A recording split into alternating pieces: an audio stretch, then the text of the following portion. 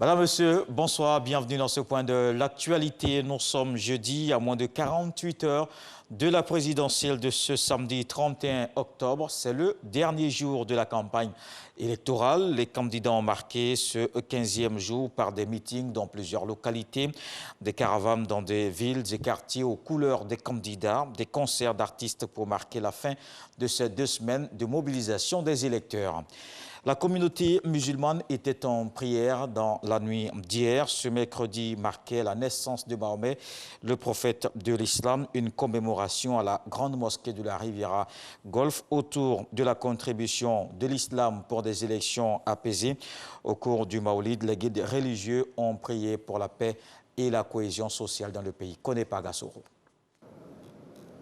Célébré le 12 Rabi Awal, le 3e mois du calendrier lunaire, le Maoulid a réuni cette année à la grande mosquée de la Riviera Golfe imams, prédicateurs, guides religieux et fidèles autour de la problématique contribution de l'islam pour des élections apaisées.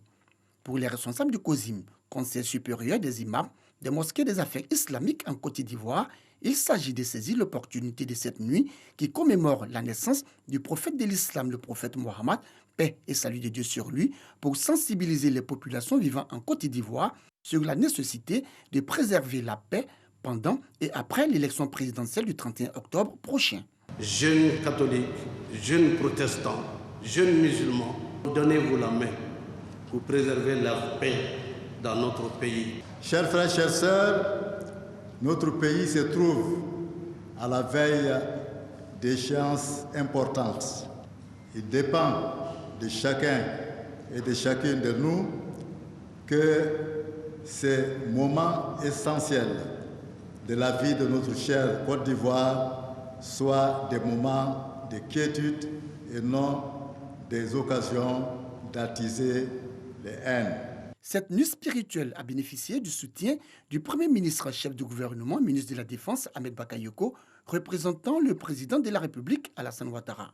Le message du chef de l'État transmis par le ministre de la Sécurité, Vagondo Diomandé.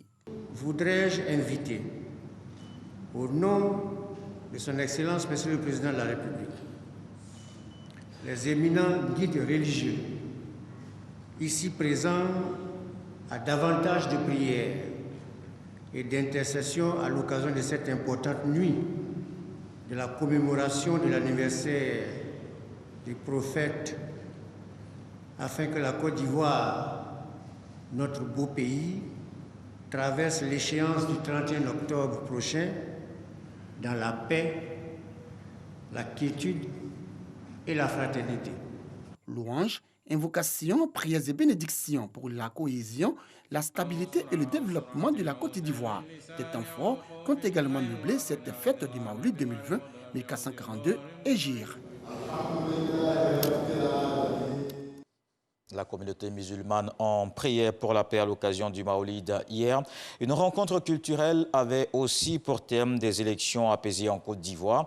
Du 13 au 17 octobre dernier, il s'est tenu le festival Ciné Droit Libre. Cette 12e édition tenue à l'Institut Goethe à Cocody, les initiateurs de l'événement invitent les populations à cultiver la paix et la cohésion sociale, surtout en cette période électorale. Dans le reste de l'actualité, en Tanzanie, le 28 octobre dernier, 29 millions d'électeurs étaient appelés aux urnes pour des élections présidentielles, législatives et locales. Le président John Magufuli était candidat à un second mandat de 5 ans. Ce jeudi, la commission électorale a commencé à donner les résultats. L'opposition a affirmé qu'elle ne les reconnaîtrait pas. Elle évoque des fraudes et violations multiples du code électoral, ce que dément la commission électorale qui estime que ces allégations ne sont pas étayées. En France, pour terminer, 3 personnes sont mortes ce jeudi matin dans une attaque à l'église Notre-Dame de Nice. Plusieurs autres ont été blessés, a annoncé un porte-parole de la police nationale. L'auteur de l'attaque blessé et interpellé.